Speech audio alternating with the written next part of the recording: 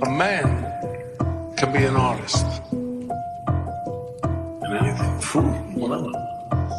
It depends on how good he is at it. May isang manunula, gali sa dilaw pati asul pula, makamandag kapag dumudura, puno-puno na yung mga pumupuna.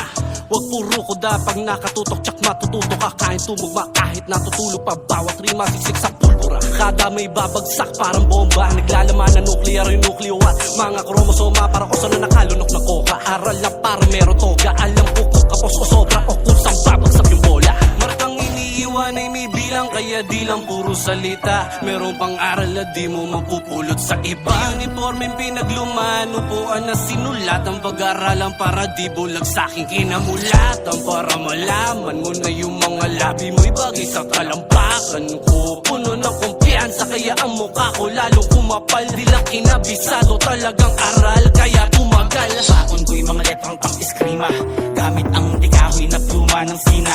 Unang eskriba, inukit ng kanang kamay ni Shiva, tagapaghatid ng mga pamesiyas na propesiya.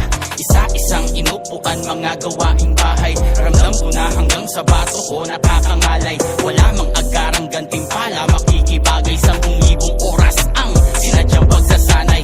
Di lang to basta mairaos, hakbang kailangang isaayos. Eto na yung napiling sapatos mula edad 16 anyos. Langoy hanggat di humahangos sa pagsagwan, hindi natatapos. Baka sakaling makagawa ng 2 alon sa iisang agos. Garantisado may paspas ng may kapal, sinamahan ko ng kilos ang gramo-gramong lasal.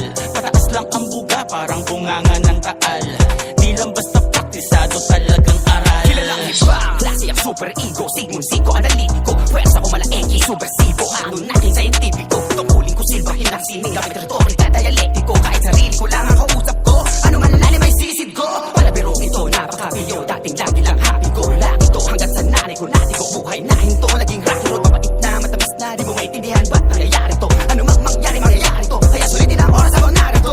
Saksi ko si Ashira, inang kalikasan ng power up, kasikatan ng handicap, katibayan ng magic lamp. Pag pinanganak, matic rap, natural pati acting chops. Choppy flow, nuturog jarling chops, habang gati flow, to kung pagkagreka. Ilang masakto sila, bumisita sa gate, ilang turista, ilang ulit na, nakulila. Sa mundong puro oportunista, masokista, nabutista, gabuya pati mga manunuligsa. Marunong gumita, talagang aral, may pagkatapit, di ba kung puminta, bra.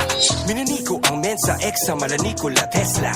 Pag inunat ang utak, kayang palibutan ang EDSA.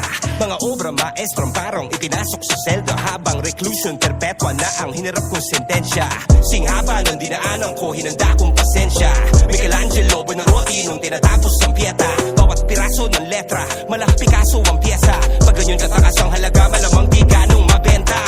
Pero di ko habol ang pera, preparado sa gyera. Kabisado ang laro, parang veteranong atleta. Kinalang di ka bago ng meta, delikado ka repa. Magpasalamat ka, nakulong ako at nakapagpahinga nung pandemya. Biglang nag-iba yung eksena, daming mga batang umentra. Tanda ko na yata, punyeta, dinaan ko na sa eksperyensya. Napakatagal naming sinaliksik ang sistema. Talagang aral kahit ibahin pa ang eskwela. Creasy's art is dead. He's about to paint his masterpiece.